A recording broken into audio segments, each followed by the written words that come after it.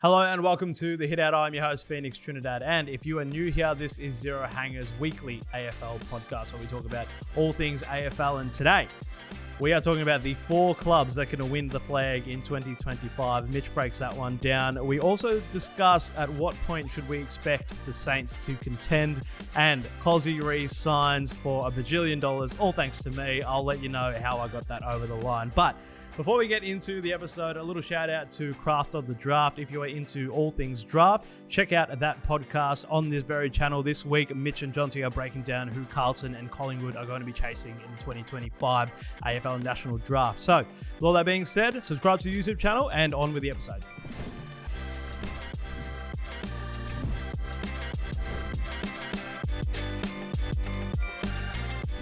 We're back again. Aidan, Cellini. Hello, mate. Hey, how you going? Yeah, not too bad. I'm feeling really good. Mitch Keating? I'm well, thank you. Yeah. Good weekend, I think. It's a great weekend. Yeah? Yeah. Why are you so chipper? Because the Melbourne season is over. Oh, you haven't slept, Yeah, Melbourne season is over, and that means that I can just go on with the rest of my life, the rest of the year. I had some events in September that were scheduled on. I had a mate, he scheduled his wedding on prelim weekend. And there was a little bit in my brain that was like, oh no, that might interfere with my finals plans. Yeah. But now I don't have to worry about it. I can just go enjoy the wedding. I'm a groomsman. Don't need to think about footy that weekend. I've got a 30th the weekend before that. It's all good. Yeah, not ducking off to the toilets to check the scores or anything like that. Nah, It's not at all. It's just simply wedding. Yeah, I'll check the scores after whatever game's playing. It won't be Melbourne in it. So that's my weekend. Yeah, nice. Feeling good.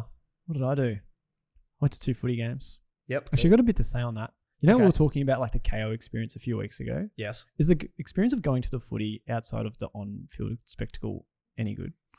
Well, I had flat beer, cold food, and it cost me about $40. Was this a GMHBA? No. Okay. No. Actually, I'm going there Friday night, so I can tell you what the standard's like. I think it depends on the game and the sport that you're going to. Yeah. But I was at Marvel Thursday night, go and get a beer. Yeah. And you have to get like the mid-strength. You can't have full strength, which I'm not that fussed about, like the whole standards in a beer. But I want a good tasting drink. Yep. I feel like they had this flat, like they had all pre-poured them, waiting for like the quarter time rush. Yeah, that's so awful. I get there and they've got like 40 poured out. I'm like, oh, well, I'm not going to ask the guy to pour. And he's like, they're just going to waste it. So I grabbed one for $14, 3.5% Carlton Dry, whatever it was. Yeah. I just want like a better tasting drink if I'm It's not paying as for good. $14. I don't even drink at games anymore. We'll go to the pub beforehand. Yeah. But, cost of living in this economy and everything. Yeah. It's just, It's not Yeah. worth it. nah. Anyway. Anyway. Yeah, so let us know when you... I'll go to GMHBA and they'll compare have it. some... I don't know. Marvel, I think I like Marvel.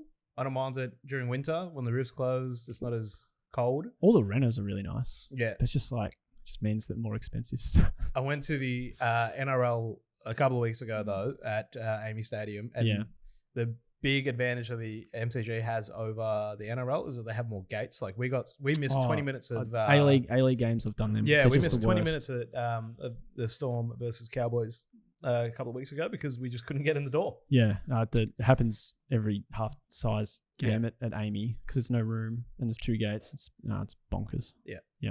All right. So first thing on the actual rundown, I should probably start with this one. Yeah. All right. Yeah, it's fair.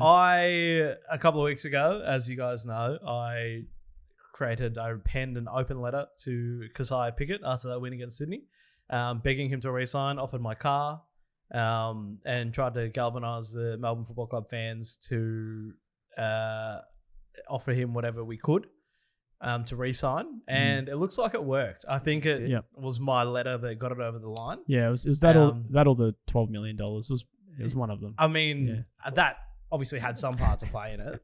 But yeah, I'm pretty stoked still. I wonder if it got to him.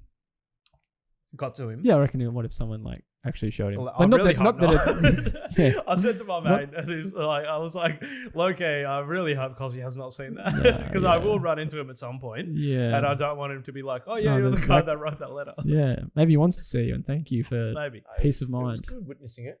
Yep. You know, almost shed a tear, Mitch and I. Yeah. Just watching you so passionate about I mean, keeping Kozzy. that's what in footy's the- all about. Yeah. Exactly right. You know? as we've alluded to, it did work. Yeah. Yeah. I wonder if there's a little caveat or in red print that he does get that Toyota Yeah. as part of the $12.5 million deal. You'll have the Okay. So 1.2 million per year, pretty Yeah. much over. What is it? 9 years, 2034. That's not a real longest contract in the AFL. It's a big deal for good small forwards don't grow on trees. Yeah. I think I had a convo with someone. I was like, would you give that to Naz as well? Who's probably he could be getting paid a very similar deal, just given what the Saints could be spending this offseason, and if he does stay. But I'd say it's a lot easier to get a Wanganeen Miller rather than it is to get a Kozzy Pickett. Yeah. Still, 1.2 million a year, if that's correct, for 9 years, when you've already got deals for Track and Clary that don't know if they're front-ended or back-ended or not, but they're still going to be costing the Ds a fair bit. And well, this is why I wanted to get an outside perspective on this, because obviously I'm stoked about it. Yeah. Yes, we have Track and Clary on long-term contracts. But then you look at, in the next 3 to 4 years, Gorn's not going to be there probably. Stephen May, Jake Lever, sort of the older Viney probably might not be there. Like you got to think about that. Like there's we can afford it somehow. I know we can afford it, Yeah. but whether or not you want to sign a player like Kozzy, who hasn't actually reached his full potential yet for 9 years. Yeah. I can see how other people think that that's a gamble, but what he brings to the team, I think, and he's going to be bringing people through the gates for the next 9 years now. Yeah, you'd think it would have to be back-ended if it is shifted around. Like you're not front-ending someone who's been close to requesting trades interstate the last couple of seasons. And you give him shitloads of money and then he's on maybe, 700 and he's like, all right, well, I've cashed in a fair bit. Yeah. Now I can try and get my move. Like I don't think he would do that, but it's a very good reason as to why he might get back-ended or it might be split pretty evenly. And to be fair, on Sunday, the first half, he looked like a $12 million player. Yeah. The second half, he looked like a $1,200 player. But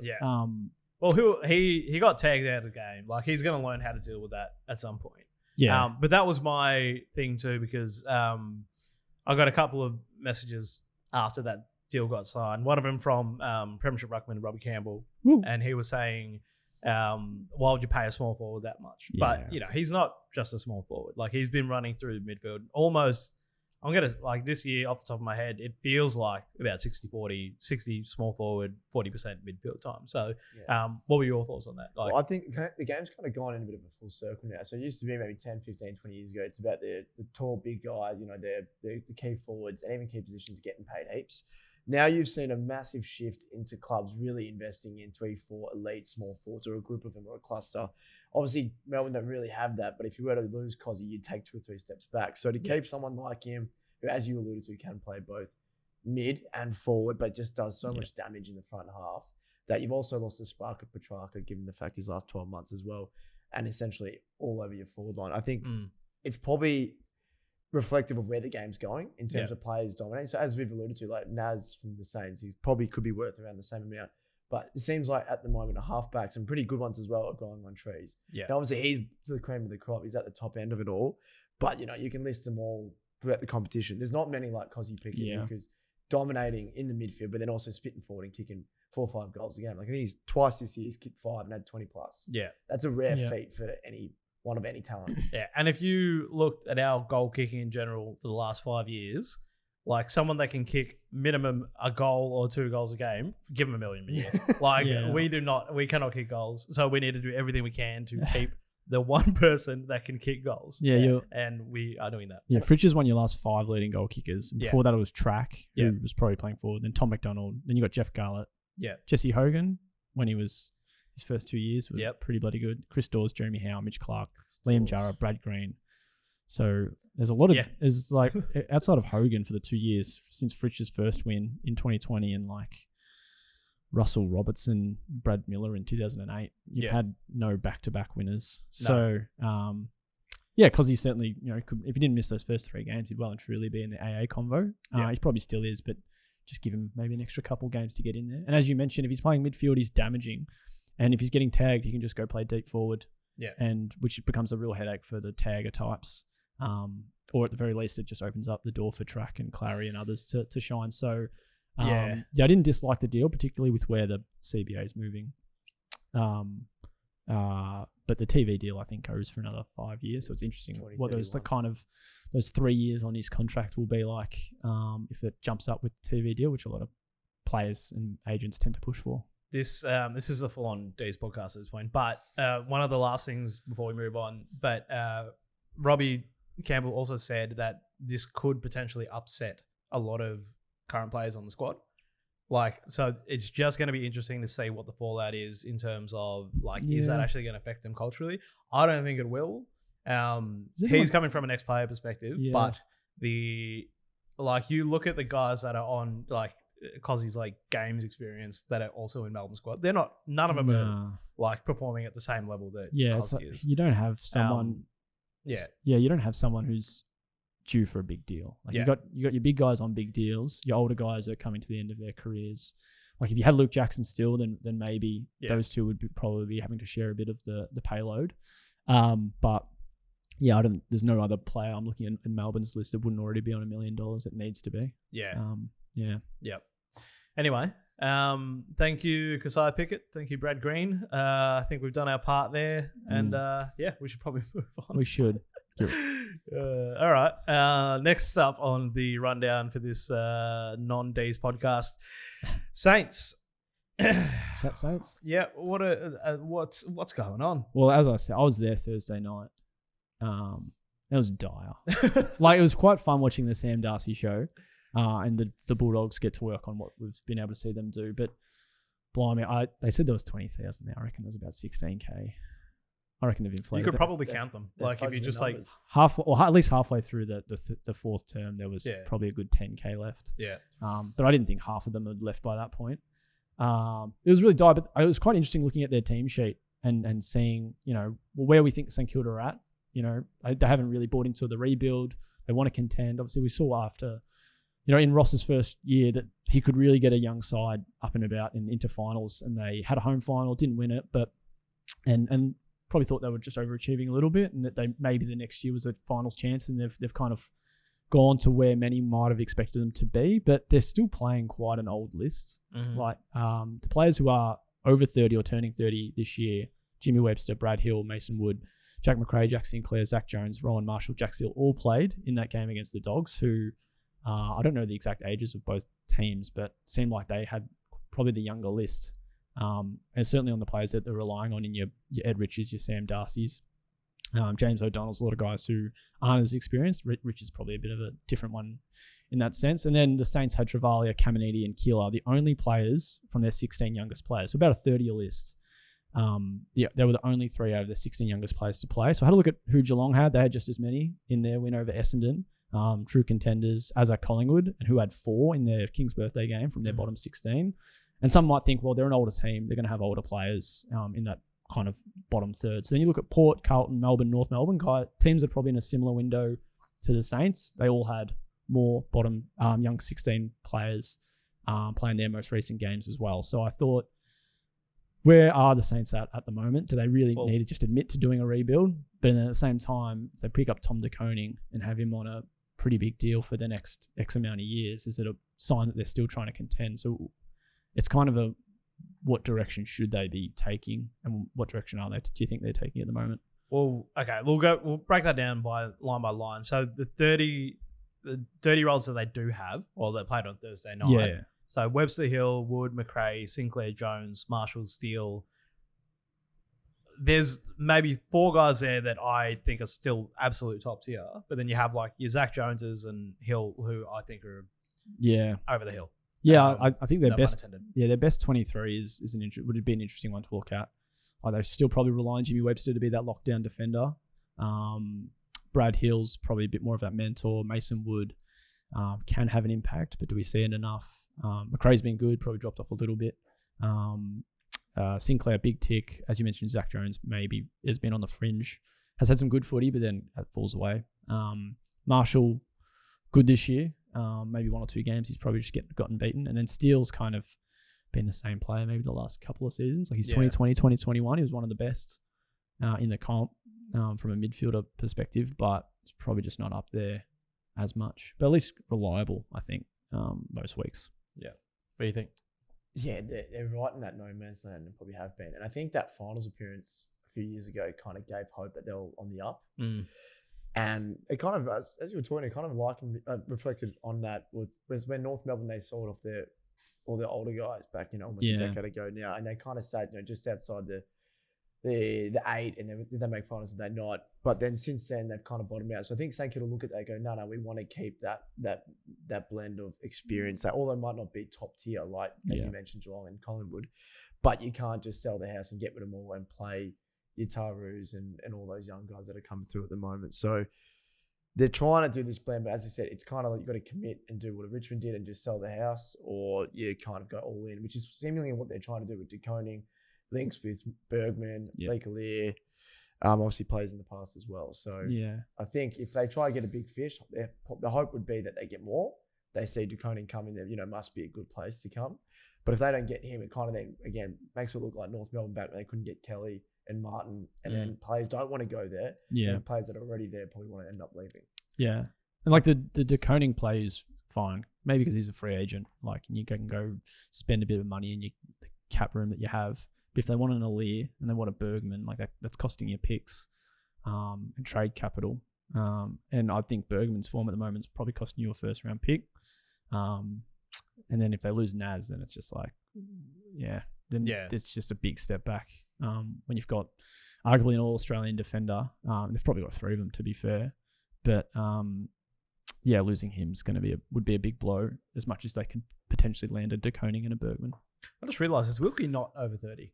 I don't think so. Let me have a look. I think it's just because he plays well and mature. I just assumed he was 30. He's a mature age recruit. So he and he's played, hasn't missed a game since he started. That's crazy. So he was born in 96. So he's 29 at the moment. Yeah. Okay. So he's 30 next year. Yeah. Same with Dougal Howard, Dan Butler, Zane Cordy. Like those guys are in that bracket as well. Yeah. This time next year. It's a bit of a concerning list. I just think it's I feel like everybody says this at every point in the season, but because the competition is so equal, it's so hard to be that team that can break out of that middle pack. Yeah. And then Saints have always they did it for 1 year. They got momentum going in when Ross Lyon first came in, but I don't know. For me, Ross just doesn't seem like the coach that like if I was like 20. If I was like a young player, I just don't think I would respond to someone like Ross. He's just weird. It seems like I think I get the vibe you're You know what I mean? Like he's like, you look at the young teams that have like bolstered and like gained momentum, gone through to finals recently, like your Hawthorns and stuff. Like you have your young coaches like your Sam Mitchell and that. I don't know. He's old school. Yeah. I get like, I think I get he's what just you're a strange to point. Dude. But then it's just like the Saints aren't the only frauds this year. Yeah. Like I think everyone except maybe Collingwood and Geelong, maybe Gold Coast don't have this big concern.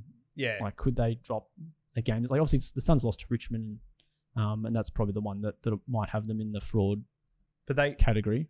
And the Saints did beat Geelong. But, if you maybe looking at the last 10 rounds, 8 to 10 rounds, so 2 months maybe, seems like the Pies and the Cats and maybe the Suns, but the others have really just dropped points to clubs around the bottom 6, and then some of these bottom 6 clubs have pushed up as finals contenders, and then all of a sudden they'll fall in. Like Porter, game 1 win off the Dogs, who many see as a pretty big challenger this year. So it's quite interesting to see where a lot of those clubs are sitting. Yeah. So then what's the answer to the question? At what point should we expect the Saints to contend? I think now, at this point of the season, ticking over halfway, you start kind of blooding some of the young guys. I mean, again, it's not to say you drop Jack Steele as your captain or even McRae in the VFL, but there needs to start getting experience under these young guys, because if they want to sell this picture of Moorabbin being the club to be at, players and rival players got to see what these young guys can do, because that's essentially the future. So they're going to come to this club and see what these guys are about. They're going to start seeing them on the park. Yeah, their language around what they're aiming to do this year has changed a little bit, I feel like. So I think, I tipped them for the spoon. They're a little bit better than that, but I think they're still 2-3 years away. Yeah, well, it's like they've got a lot of good young talent. They just aren't playing at the moment. Maybe come in and come out. Like Darcy Wilson's not playing at the moment. I think we'll see Taru this week, if not next. So they've got a lot of guys. They drafted two first rounders the last couple of drafts. They've got plenty to work with, but we're just not seeing them play at the moment, and the Sandy side isn't up to it too much either. Yep. All right. Well, Saints chat done. Next thing, Mitch, the 4 clubs that can win the flag. Do you have Melbourne written here? What's going on? Explain yourself. I probably shouldn't have put the 4 in there for you guys to get excited about. Yeah, but Collingwood and Melbourne are the 2 of the 4 clubs, if we follow a certain trend, that are eligible to win the flag this year. The other 2 being Brisbane and Carlton. So there's probably 2 true contenders in there, and there's another 2 who maybe have lists that could contend, but they're a bit of a step off it. So the way I looked at it, I looked at past grand final winners and the type of and the players that they have that have been at other clubs before. So because I think there was something about the current NBA finals, and every champion of the last 7 seasons has had an ex-Washington Wizards player in their squad who's gone on to win a ring. So I've tried to figure out which is the AFL equivalent for that, and it turns out to be Adelaide. So if you've got an ex-Adelaide player in your squad, you're a good chance of winning the flag. So the past 4 premiers have all had former Adelaide players in their squad. So 2021, you guys would have had Jake Lever. Yep. 2022, Geelong had Dangerfield and Stengel. 2023, the Pies would have had Billy Frampton. And 2024, the Lions had Charlie Cameron. They also had Tom Duday in their squad, but obviously he didn't play. So I try to see how far back I went. It just goes back to 2021. But the Crows do have the most ex-players going back to 2012 with 9. Jack Gunston playing 4 grand finals in a row probably makes a difference. And I think there was someone in the 2012 flag for the Swans as well. Nevertheless, but there are a lot of players who used to play at Adelaide that are currently on lists. So I looked at some of the other trends, and the last 4 grand finalists are also the only clubs that haven't had an ex-player in those sides. It's Collingwood and West Coast. So if you've got an ex-Crow and you haven't got an ex-Pie or an ex-Eagle, you're a good chance. Okay. So it leaves us with 4 clubs. So you've got Brisbane, who've got Duday and Cameron still, don't have an ex-West Coast or Magpies player, and that's the same for Carlton with McGovern, Collingwood with Billy Frampton, and Melbourne with Shane McAdam and Jake Lever. So I like it. If you have, so it's just pretty simple. But there's only 3 clubs, only 4 clubs, and it's only happened, it's the case for the last 4 flag winners. So that's why. Yeah. Have you seen Space Jam? Yes. You know that final scene where Michael Jordan extends his arm out and then hits drops the final it, bucket? which, by the way, should have been a 3-pointer. But it's one man's opinion. Well, what you just said now is a bigger reach than it's Michael Jordan in Space Jam. It is big, but it's just the trend. It's just the trend of the last 4 grand finals. Yeah. So what you're saying is Adelaide is a feeder club. Pretty much, yeah. And obviously the thing with Collingwood being in the list is because they don't have any former Collingwood players. They're all current Collingwood players. Yeah. So, but to be fair, if Brisbane or Collingwood win it, which is a very good chance one of them do, the trend continues. It doesn't matter that Carlton or Melbourne don't win it. One of those 4 will. I was hoping this was going to be a momentum thing, like how Brisbane went. What were they like at the bye last year? Yeah, I know what you mean. In a similar position. No, this was an 11 p.m. spreadsheet work that I was just thinking. I wonder how that's going to work out. So like, going was Mitch late at night being like, "What am I going to bring to the podcast? Yeah, what do I do?" So I just went all the way back to 2011 and to see like which clubs had the most former players go on and playing a premiership. Yeah, right. So Adelaide had 9 going back to 2011. Next highest was Gold Coast had 8, and I think someone else did as well. Sydney had 8. Yeah. You have to say, like, Adelaide, like the past 10 years, you like, it would be tough being an Adelaide fan. Like, just being, like, they've literally lost out on finals because of umpiring decisions. They've had so many of their players go out to camp. Camp. Like, it's just a rough time for them. Yeah, but it's not in the way that, like, they've been in the doldrums like a West Coast or North Melbourne or anything. It's like they've been almost successful. Yeah, there and thereabouts. Yeah. 2020 was a bit of a rough year as well. Yeah. The first year in the Matthew Nicks era, and look, things are getting brighter for them. But so if you picked up an ex-Crow, you're a good chance. But at the same time, no former Collingwood and no former West Coast players on your list either. Yeah. And you're gonna be in a good spot. So there's 4 contenders. Okay. Technically a trend. One of them's the premiership favourite, so it's not out of question. you're not. Look, the data doesn't lie.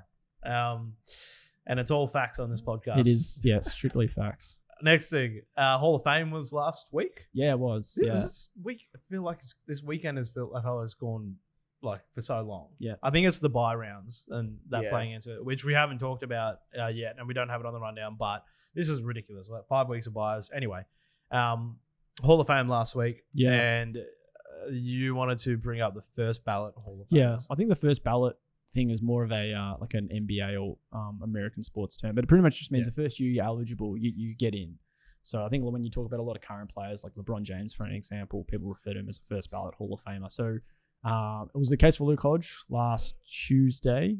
First year he was eligible, having retired in 2019. Yeah. So you kind of have to wait the 5 years, and it's plus obviously the next year that you'd get in. So no brainer.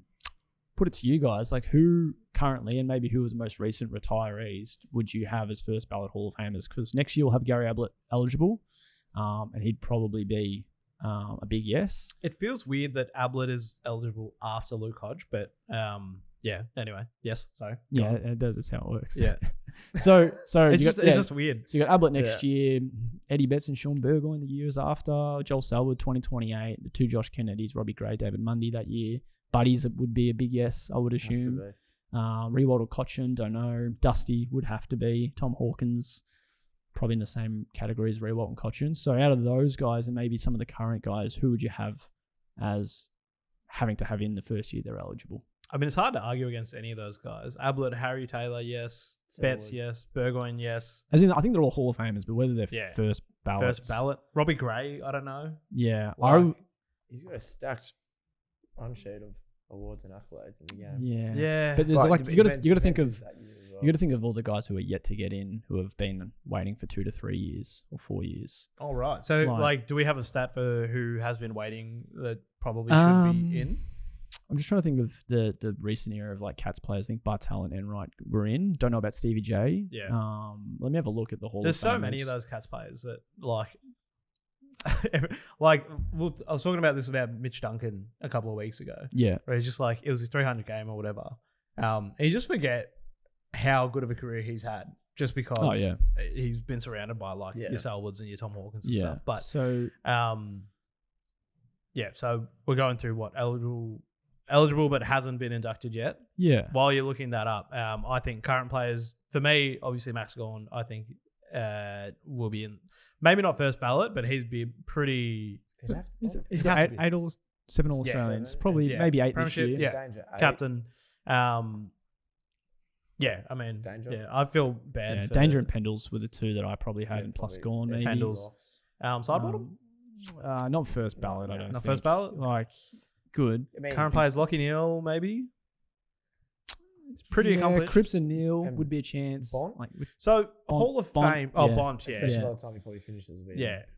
Maybe 15 years. But Hall of Fame is the Hall of Fame. Like does it take into account accolades? Like is it if you're a really decorated player, you're more likely to get in than somebody who's not as decorated, like your Mundies or your it's just your contribution to Australian football, because it's the Australian Football Hall of Fame. It's not AFL. So most years you're going to have some sample players, Waffle greats, maybe VFA and Hall of Fame. Yeah. So that's why this year. I did not know that. So this year Luke Hodge got in, but then you had John Leadham, Gary Lyon, George Owens, Nick Rewalt, Peter Darley, who you probably know half of them.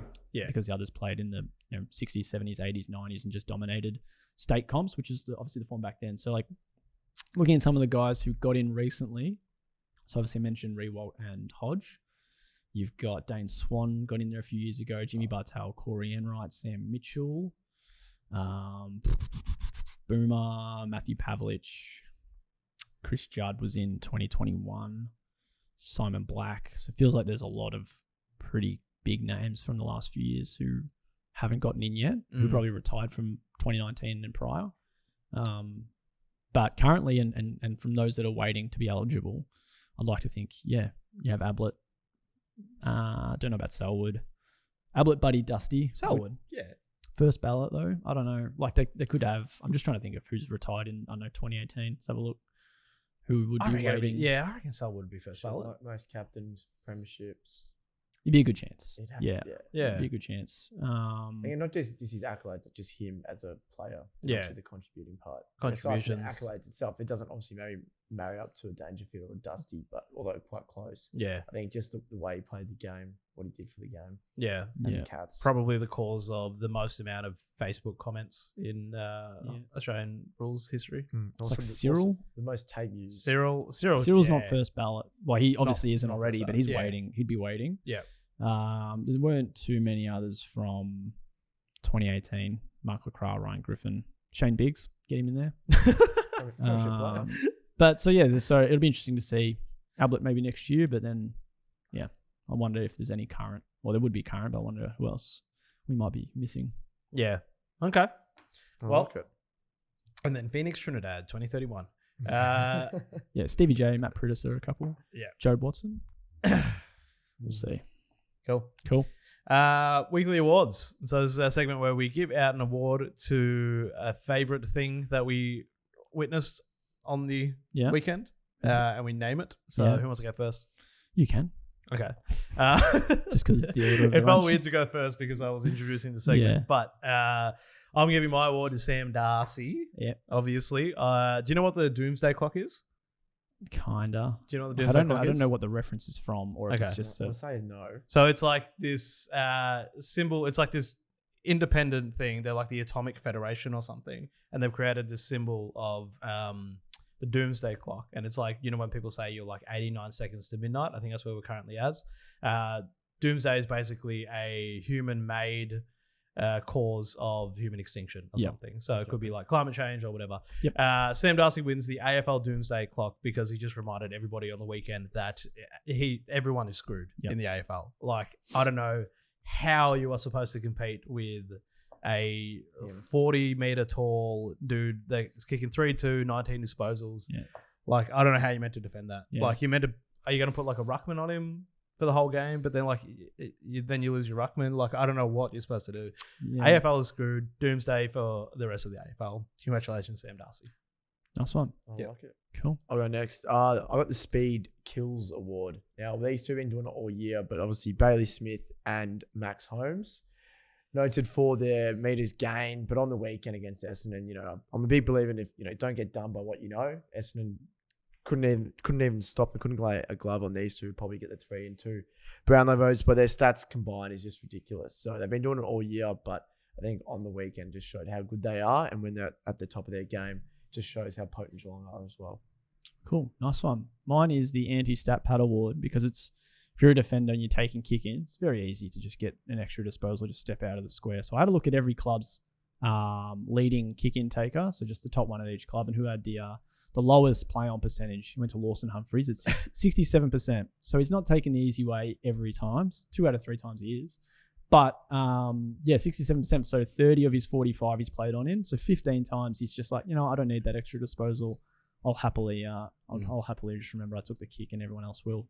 Honourable mention to Adam Sard, who was 68%. But those two are by far like the lowest. The next is like in the high 80s, and a lot of clubs have most are mid 90s, high 90s, and even a couple. I think John Noble and Carl Amon have played on every single time. So for Lawson Humphries, he's got 15 that he kicks that maybe he could have had in his stat sheet for the season. Anti-stat pad. I feel like you could give that to a lot of different people for a lot of different reasons. Yeah, I couldn't be bothered trying to think of a creative name, so just that was it. Yeah. I mean, that you could give that one to Ed Langdon last week. Darcy Tucker got the donut a few weeks ago. Got 0 disposals in a tagging job. So yeah, I mean, you could also give it to the entire West Coast team, but you know, we're not gonna. We're better than that. Round 15 preview. Where are we at? Like, are we done with buys? Nah, it's 2 more weeks. Oh my god. Yeah, I didn't like. Why? It's just 5 weeks. I don't understand. Yeah, I'm like, some people reckon you should just have 1 week of buys and everyone has a break. Yeah. But then everyone will complain there's no footy on. So yeah, but then put like your EJ Witten Legends game or the exhibition games you can do. Yeah, there's a range of things. State of Origin. Yeah, I've always liked that. Yes, just a week off. You know. Well, they should honestly just do like a nationally broadcasted Auskick like during that show, because like you would have people watching that. I think the Auskick Super I think the under 18s champs, like they just need to televise. That's what I'm talking about. Well, yeah, no. That makes sense. Yeah, if they had the TV, if there were TV rights for the champs, just get that on the TV, and you've got 2 or 3 games there. Yeah. Or boys and girls, you have, maybe 4 games across the weekend. Yeah, you can fit in other footy. Yeah. Just depends if people want to watch that. I would, but I would. Yeah. Like rep. Yeah. Any sort of like rep footy. Are there anything else that we don't have anymore? You have the women's international rules. They've talked about bringing that back. So because there's so many Irish AFLW players. Like a state of origin thing. But yeah. But do you mean actually the actual international rules game? Game or just do like an AFLW Australia versus Ireland? Yeah, but I don't know if Ireland would be competitive. Like Australia from the men's, because it's all I can go off. Yeah. Look quite competitive in Gaelic. Whereas if you're playing AFLW, then you're only picking the Irish AFLW players, and then every other AFLW player that's half decent. And there's some good Irish players, but it's way too lean to the whole rest of the comp. So I reckon if you just did Gaelic's pretty fun to watch, I reckon. Yeah. But I think it just makes sense because then you could also have, like, if they're going to bring in like a mid-season trade period and draft and stuff, just have it all in that bye week. Yeah, like, I think there's plenty of content for us to get out of all of that. Yeah, it would be a good way to go, mid-season draft and everything. Yeah. Anyway, another round of buys. Stay good footy. Should we actually preview some footy? Sorry? Should we preview some footy? I guess so. Cats Lions. Round 15? Cats Lions, that'll be good. Was the last time they played? It's at GMHPS Stadium. Was the last time that Zach Bailey Muppets was non-call? That was a while ago. At the ground? That was a while ago. What happened? Oh, it was tight finish. Zach Bailey pinged him holding the ball, had a shot at goal. Probably absolutely holding the ball. Would have kicked the goal, and especially knowing Zach Bailey, and would have won the game for the Lions. Yeah, that was it. And then there was was it Chris Scott and Harris Andrews had to go at each other on the field? I don't know. I think it was that was a different game, I want to say.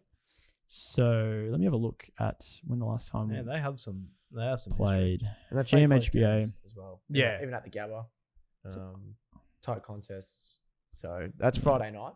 So 2022 at GMHBA too. GMA. Yeah, HBA. I'm surprised that one's not at like that's not one of those ones that get sent to the MCG or something, because I reckon that's a pretty big game. Lions fans 40,000 at Geelong. That's pretty decent. Yeah, they haven't really been able to sell out many this year. So that's what I'm saying. The MCG probably wouldn't be plausible. Yeah, right. Screw that idea. Should be a right game. Carlton North.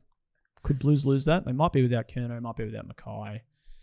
No O'Keefe as well. No North Walsh. coming back from their 2 weeks in Perth or whatever as well. A bit of a 10, I'd hope. I do love a little banana peel game though, especially when it's Carlton. There's a good chance. I think it's a good chance. Not that I'll tip the Roos, but I mean they didn't. They actually, how many points are we giving away on tipping this week for the Roos? Because if it's 500 or 600 or more, I might take it.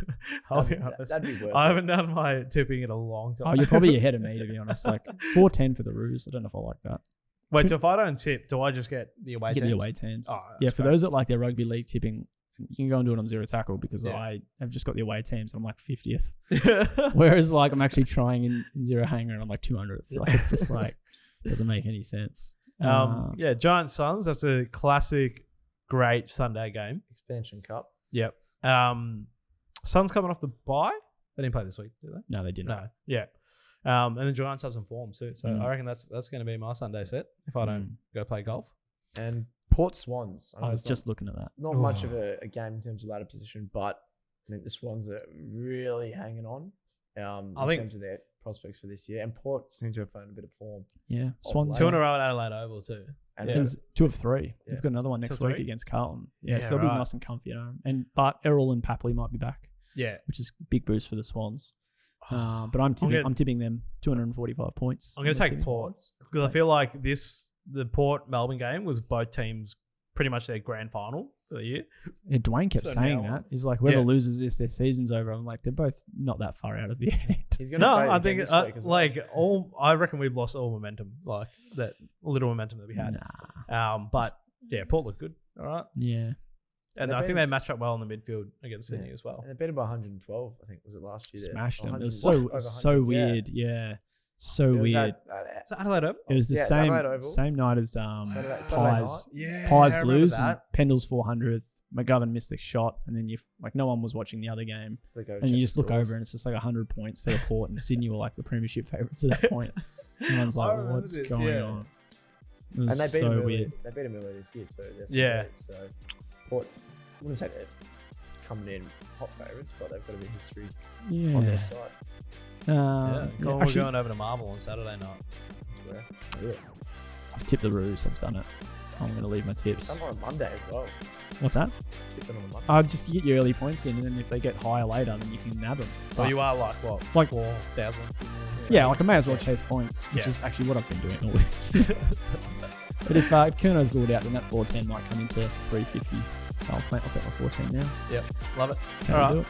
Well, that wraps it up for the Hitout this week. Thank you. Subscribe to the YouTube channel if you haven't already, and we'll catch you next week.